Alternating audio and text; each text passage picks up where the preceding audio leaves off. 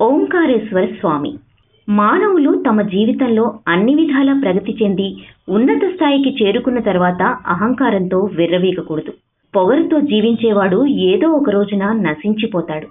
ఎంత గొప్పవారైనా ఈ సత్యాన్ని తెలుసుకుని జీవిస్తే జీవితంలో తప్పక సఫలీకృతులవుతారు. వింధ్య పర్వతము ఒకసారి తన ఆకారం చూసి అహంకారంతో విర్రవీగినప్పుడు అది దెబ్బతింది. అయితే తప్పు తెలుసుకుని మన్నించమని వేడుకోవడం వల్ల తన పాత ఆకారాన్ని పొందింది. వింధ్య పర్వతంలో ఉద్భవించిన నది నర్మద నది. ఈ నది ప్రవహించడం వల్ల ఆ పర్వతం ఎటు చూసినా పచ్చదనం కనిపిస్తుంది. దాంతో వింధ్య పర్వతానికి అహంకారం పెరిగింది. ఇది చూసిన నారదుడు దాని అహంకారాన్ని అణిచివేయడానికి అక్కడికి వచ్చాడు. ఆయనని చూసిన వింధ్య పర్వతం తన ప్రకృతి సౌందర్యం గురించి గొప్పలు చెప్పుకోవడం మొదలెట్టింది. అది చూసి నారదుడు చిరునవ్వు నవ్వాడు. ఇంత గొప్పతనమున్నా ఏం ప్రయోజనం? మేరు పర్వతానికున్న పవిత్రత లేదు కదా. ఎత్తైన పర్వతం, చుట్టూ చిన్న చిన్న మంచు పర్వతాలు, అక్కడున్న కైలాస పర్వతంపై శివపార్వతులు, దేవతలు, ఋషులు జీవిస్తున్నారు అన్నాడు నారదుడు. ఇలా వింధ్య పర్వతంలో ఉన్న అహంకార స్వభావంపై దెబ్బతీశాడు నారదుడు. వింధ్య పర్వతం నారదునితో పెరగడానికి ఏం చేయాలో తెలపమని సలహా అడిగింది. ఈశ్వరుణ్ణి పూజిస్తే తప్పక ఏదో ఒక సమాధానం లభించగలదని నారదుడు తెలిపాడు. వింధ్య పర్వతము పరమేశ్వరుణ్ణి ధ్యానిస్తూ కఠిన తపస్సు చేసింది. ఆ తపస్సును మెచ్చి ఈశ్వరుడు వింధ్య పర్వతం ముందు ప్రత్యక్షం కాగా మహోన్నతమైన ఎత్తుకు ఎదిగేలా వరాన్ని కోరింది. తథాస్తు అన్నాడు మన బోళాశంకరుడు. ఎత్తుకు ఎదిగిన తరువాత పొగరుపడితే ఒక శివభక్తుడి వల్ల మళ్లీ ఆ పాత ఆకారమే లభించగలదని హెచ్చరించాడు శంకరుడు. మేరు పర్వతం కంటే ఎత్తుకు ఎదిగింది వింధ్య పర్వతం. కొంతకాలం తర్వాత ఈశ్వరుడి హెచ్చరికని మర్చిపోయింది. అహంకారంతో కళ్ళు మూసుకుపోయాయి. ఉత్తర భారతదేశాన్ని, దక్షిణ భారతదేశాన్ని విడదీసేలా పెరిగిన ఈ పర్వతం యాత్రికులను ఇబ్బంది పెట్టసాగింది. దక్షిణ భారతదేశానికి యాత్రకు వెళుతున్నప్పుడు అగస్త్య ముని వింధ్య పర్వతాన్ని చేరుకున్నాడు. ఆయనని చూసి హేళన చేసింది వింధ్య పర్వతం. ఆయన దారికి అడ్డుగా నిలబడింది. ఆయన ఎంత ప్రాధేయపడినా మారలేదు. ఆగ్రహంతో రగిలిపోయాడు అగస్త్యముని. తన కమండలంలోని తీర్థాన్ని చేత తీసుకుని శివాయ నమః అంటూ ప్రార్థించి వింధ్య పర్వతంపై చల్లగా వింధ్య పర్వతం ఆకారం చిన్నదైపోయింది. ఇంతకు ముందు కంటే పొట్టిగా తయారైంది. పొగరు అణిగిపోయింది. తప్పు తెలుసుకుని అగస్త్యమునితో క్షమించమని వేడుకుంది. పర్వతాన్ని క్షమించి ఏదైనా వరం కోరుకోమన్నాడు అగస్త్యముని. ప్రపంచంలో పవిత్రమైన పర్వతంగా విలసిల్లాలని, శివపార్వతులు, దేవతలు తనపై నివాసం ఏర్పరచుకోవాలని కోరింది. దానికి తగిన సలహా ఇవ్వమని కూడా కోరింది. అగస్త్యముని ఓం అనే ప్రణవ మంత్రాన్ని వింధ్య పర్వతానికి ఉపదేశించాడు. ఓంకార రూపంలో ఒక చక్రాన్ని అక్కడ స్థాపించి దాని మధ్యన శివలింగాన్ని ప్రతిష్ఠ చేశారు. ఆ లింగాన్ని నర్మదా నది జలాలతోనూ బిల్వపత్రాలతోనూ పూజ చేశాడు. పరమేశ్వరుణ్ణి ప్రార్థించి తపస్సు చేయమని సలహా ఇచ్చాడు అగస్త్యముని. వింధ్య పర్వతం ఆయన చెప్పినట్లే పూజలు చేసి కఠిన తపస్సు చేయసాగింది. తపస్సుకు మెచ్చి ఈశ్వరుడు ప్రత్యక్షమై అనుగ్రహించాడు.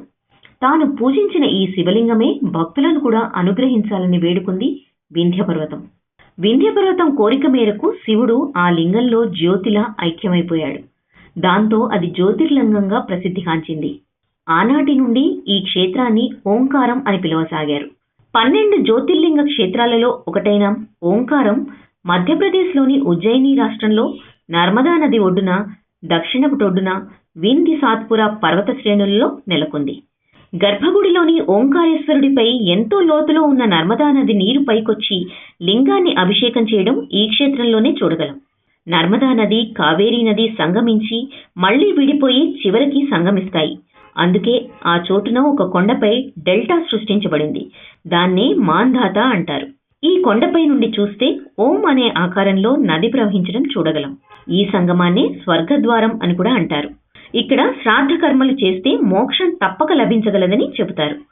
మాంధాత కొండ ఓంకారేశ్వర స్వామిని పూజించి ఓంకార లింగంలో ఉండడం వల్ల ఈ ప్రదేశాన్ని మాంధాత అని కూడా అంటారు. వింధ్య పర్వతానికి దర్శనమిచ్చిన శివుడు, దేవతలు మరియు ఋషుల కోరిక మేరకి ఓంకారంలోనే నివసించడానికి అనుగ్రహించాడు. అంతదాకా ఉన్న లింగాన్ని 2 భాగాలుగా విభజించబడింది. దానివల్ల ఓంకారం శివపురి, విష్ణుపురి అంటూ 2 భాగాలుగా తయారైంది.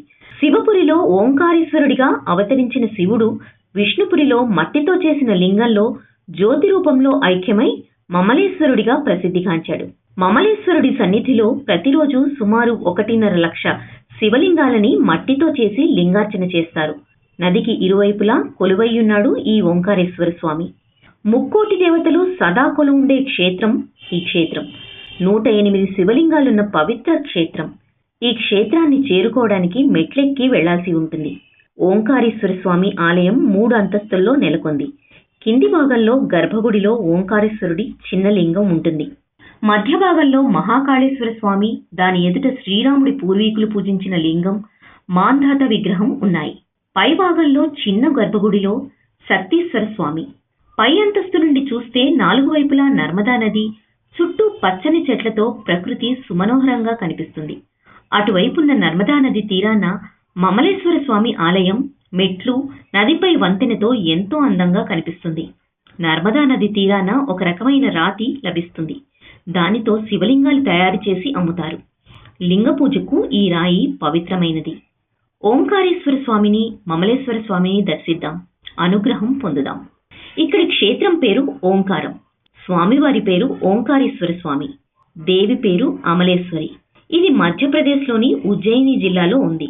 ఇక్కడకు ఇండోర్కి రైలు లేదా విమానంలో చేరుకుని అక్కడి నుండి బస్సు లేదా టాక్సీలో ఓంకారం చేరుకోవచ్చు. ఓంకారంలో సత్రాలు, ఇండోర్లో లాడ్జీలు, హోటళ్లు ఉన్నాయి. ఇక్కడ దర్శన సమయం ఉదయం 6 గంటల నుండి మధ్యాహ్నం 12:30 దాకా మరియు సాయంత్రం 4 నుండి రాత్రి 9 గంటల దాకా. Like and subscribe Eagle Media Works.